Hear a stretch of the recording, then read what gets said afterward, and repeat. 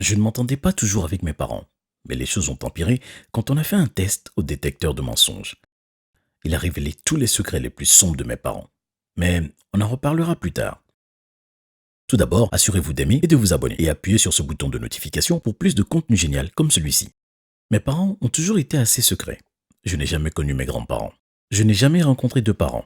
Je suppose que je n'ai jamais vraiment remis en question parce que j'avais confiance en mes parents. Oh mais comment j'aurais aimé être mieux informé. En grandissant, j'étais aussi très différent de mes parents. Genre vraiment différent. Ils avaient la peau claire et les cheveux blonds, alors que j'avais la peau foncée et les yeux bruns. Nous étions fondamentalement les opposés en apparence. Quand j'étais jeune, je n'y pensais pas trop. Mais en vieillissant, j'ai commencé à réaliser les différences. Un jour, je leur ai posé la question. Maman, papa, pourquoi ai-je l'air si différent pour vous? Mes amis à l'école ressemblent beaucoup à leurs parents. Et je dis. Mes parents se sont regardés, ont jeté un regard significatif et ont soupiré. Nous devons te dire quelque chose, Tom, ont-ils dit. Tu es adopté. J'étais choqué et j'ai immédiatement commencé à pleurer. Ils m'ont expliqué comment ils m'avaient adopté et combien ils étaient heureux de m'avoir comme fils.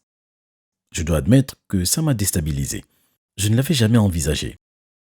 J'ai été adopté, mais mes parents m'ont consolé. Alors, je suppose que je l'ai accepté. Puis j'ai commencé à poser des questions sur mes parents biologiques.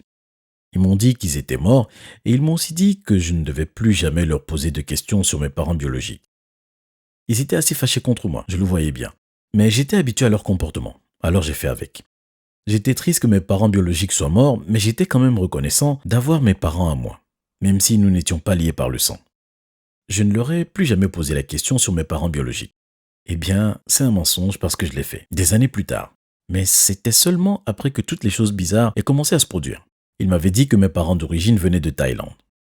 Quand j'avais 12 ans, j'ai trouvé le courage de leur demander si nous pouvions aller les voir. Mais ils m'ont dit non. J'étais si confus. Pourquoi ne pouvais-je pas visiter le pays d'où je venais? Puis, ils ont commencé à agir de manière encore plus étrange. Nous avons commencé à quitter notre maison et à aller dans des zones rurales sans rencontrer d'autres personnes. Je pense que de 12 à 15 ans, nous avons changé d'école 10 fois. C'était aussi fou que ça. Et chaque fois que les autorités locales étaient dans les parages ou que les officiers de police étaient à portée, mes parents partaient en voiture ou m'emmenaient. Vous pensez probablement que c'est un comportement suspect, mais quand ce sont vos propres parents qui le font, vous ne vous posez pas autant de questions. Vous seriez surpris de voir à quel point vous faites confiance aux personnes que vous aimez, même si elles font des choses suspectes. Je suis arrivé au point où j'ai décidé que ça suffisait. Je leur ai dit que nous devions passer au détecteur de mensonges pour comprendre ce qui se passait. Je l'avais vu une fois sur YouTube et j'ai vu que ça semblait assez légitime. Je me suis dit que si mes parents ne me disaient pas la vérité, alors cet appareil me dirait sûrement la vérité. Je leur ai dit que s'ils ne passaient pas au détecteur de mensonges, je ne leur pardonnerais jamais et ne leur parlerai plus jamais. À ma grande surprise, ils ont accepté. Je pense que c'est parce qu'ils ont réalisé à quel point j'étais sérieux. J'ai commencé à chercher des détecteurs de mensonges et j'en ai trouvé un près de chez moi. Nous avons fixé un rendez-vous par téléphone et nous sommes finalement arrivés sur le pas de la porte du propriétaire. Il nous a accueillis, nous a amenés dans une sorte de bureau et nous a attachés à l'appareil avec un tas de fils. Ok, dit l'homme, qui se présente comme Steve. N'hésitez pas à vous poser toutes les questions. J'ai acquiescé et j'ai pensé que je commencerais doucement. Est-ce que vous m'aimez? J'ai demandé à mes parents. Ils avaient l'air blessés. Bien sûr que oui, a dit ma mère avec sérieux. Elle dit la vérité, dit Steve. J'ai soupiré de soulagement, au moins c'est vrai. Vous m'avez vraiment adopté en Thaïlande? Bien sûr, Tom. Nous t'avons trouvé en Thaïlande, a dit mon père. Il dit la vérité, dit Steve. J'ai froncé les sourcils. C'était une façon étrange pour mon père de le dire. Il a dit que a trouvé au lieu de adopter. Mais je m'en suis débarrassé et j'ai continué avec la question suivante. Comment mes parents biologiques sont-ils morts? Ai-je demandé. Il y a eu une légère pause. Mes parents semblaient réfléchir à une réponse. Dans un accident de voiture, c'était une chose horrible, ont-ils dit.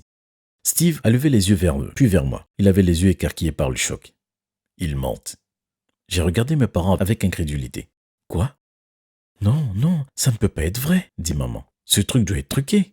Je peux vous assurer que ce n'est pas le cas, dit Steve. Est-ce que mes vrais parents sont morts au moins? Ai-je demandé. Oui, ils le sont, Tom. Pourquoi mentirions-nous à propos de quelque chose comme ça? Steve avait l'air dépité en disant Vous mentez encore une fois. Je me suis retourné contre mes parents avec fureur. Je ne peux pas croire que vous m'ayez menti, j'ai crié. Nous ne sommes pas des menteurs, chérie. Comment pouvez-vous faire confiance à un appareil bancal plutôt qu'à vos propres parents? Mais c'est le problème. Vous n'êtes pas mes vrais parents. J'ai quitté la pièce en tremble, me précipitant vers la porte et retournant dans notre voiture. Je ne voulais même pas passer le test du détecteur du mensonge. J'étais trop livide sur ce que mes parents avaient fait. Mes parents ont dit que le détecteur devait être défectueux, mais j'avais le sentiment que ce n'était pas ça. Donc ça veut dire que mes parents biologiques ne sont pas morts. Mais pourquoi mes parents m'auraient-ils menti à ce sujet? De nombreux enfants adoptifs ont des parents biologiques qui sont en vie et vivent quelque part. Même si j'avais des parents biologiques en vie, cela ne veut pas dire que je n'aimais pas mes parents adoptifs. C'était si étrange de leur part de me cacher ce secret. Quelques minutes plus tard, mes parents sont montés dans la voiture et nous sommes retournés à notre maison temporaire. Je leur ai donné le traitement silencieux tout le long du chemin. Comme si les choses n'étaient pas assez bizarres comme ça, la situation est devenue encore plus étrange. Mes parents ont commencé à m'interdire de regarder les informations, d'aller sur Internet, de faire toutes sortes de choses qui me reliaient au monde extérieur. J'étais vraiment ennuyé, surtout parce que je ne pouvais plus contacter mes amis. Il était déjà assez difficile d'essayer d'entretenir mes amitiés alors que je déménageais constamment à travers le pays. Ils m'ont emmené dans cette cabane au milieu de nulle part. Ils ont dit que nous étions en vacances, mais je pouvais dire que quelque chose n'allait pas. Ils étaient très agités dans la maison et jetaient des coups d'œil à travers les rideaux comme s'ils cherchaient quelqu'un. Je n'avais aucune idée de ce qui se passait. Puis un jour, mes parents sont allés en ville pour faire des courses. J'ai décidé que c'était ma chance. Je me suis finalement faufilé dans le salon et j'ai réussi à allumer la télé. Ce que j'ai vu m'a fait mourir de peur. Les gens me cherchaient. Apparemment, j'avais été kidnappé et ils me recherchaient. Et encore plus étrange, mes parents biologiques étaient aussi à la télé.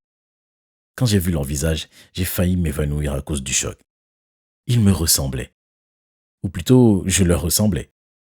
Je pensais pouvoir me rappeler un faible souvenir d'avoir été avec eux. Je crois qu'on riait, mais c'était il y a si longtemps, alors je n'ai pas pu m'accrocher longtemps à ce souvenir. Ils ont dit que j'avais été kidnappé quand j'étais très jeune par un couple.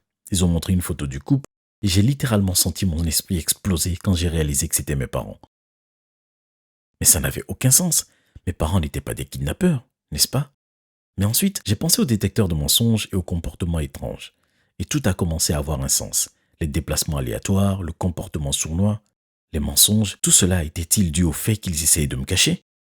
Au moment où le présentateur s'apprêtait à donner plus de détails sur l'affaire, j'ai entendu un bruit derrière moi. Je me suis retourné. Il y avait mes parents, debout, en état de choc, la colère sur leur visage. Ils étaient furieux, et les regards sur leur visage étaient si terrifiants. Ils se sont regardés l'un l'autre, et la compréhension a semblé passer entre eux. J'avais tellement peur de ce qu'ils me feraient, je ne les connaissais même plus. Mes parents, enfin non, pas mes parents, mes kidnappeurs, m'ont traîné dans la cave et m'ont enfermé à l'intérieur. J'étais un prisonnier. J'ai frappé à la porte, les suppliant de me laisser sortir, mais ils n'ont pas répondu. Pendant des heures, ils n'ont rien dit. Puis les heures ont passé, et soudain, c'était la nuit. Je pensais que j'allais être un prisonnier pour le reste de ma vie. Mais alors, j'ai entendu quelqu'un à l'extérieur. C'était le gars de l'installation de détection des mensonges. C'était Steve. Que faisait-il ici? J'ai cru l'entendre demander à mes kidnappeurs où j'étais. Une idée a germé dans ma tête et je me suis précipité vers la fenêtre souterraine que chaque sous-sol possède et j'ai commencé à faire claquer sa surface. J'ai continué à frapper en espérant que Steve entende et bien sûr il a jeté un coup d'œil et a vu mon visage. Mes parents ont réalisé que Steve m'avait vu et se sont jetés sur lui. J'ai regardé par la fenêtre cherchant désespérément à voir ce qui se passait. Puis j'ai vu Steve s'enfuir dans les bois loin de la cabane. Que faisait-il? Pendant des heures, il ne s'est rien passé de plus. Je pensais qu'il m'avait abandonné. N'avait-il pas réalisé que j'étais emprisonné? Mais alors, un son a résonné dans la forêt.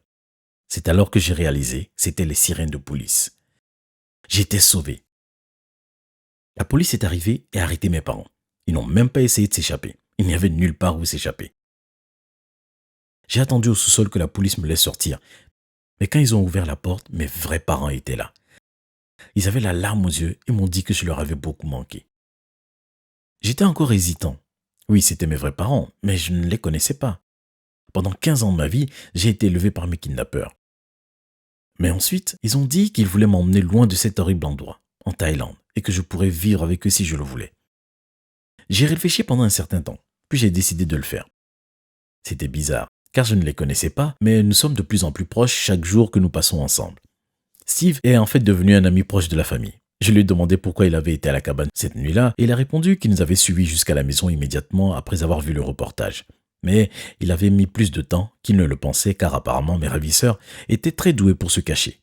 Il a fini par tomber sur notre cabane et il était tellement choqué de voir mon visage à la fenêtre du sous-sol. Il s'est ensuite enfui pour appeler la police. Il pensait qu'il ne pourrait pas se battre contre deux personnes à la fois et qu'il valait mieux avoir des renforts ici pour qu'ils puissent me sauver. Je suis si reconnaissant pour Steve et ce détecteur de mensonges. Pour ce que j'en sais, s'il n'avait pas été là, je serais toujours coincé dans ce sous-sol comme prisonnier à ce jour. Il m'arrive encore de rendre visite à mes parents adoptifs, ou plutôt mes ravisseurs, en prison. Ils m'ont élevé après tout et je les aimerai toujours. Ils se sont excusés et ont dit qu'ils m'aimaient vraiment.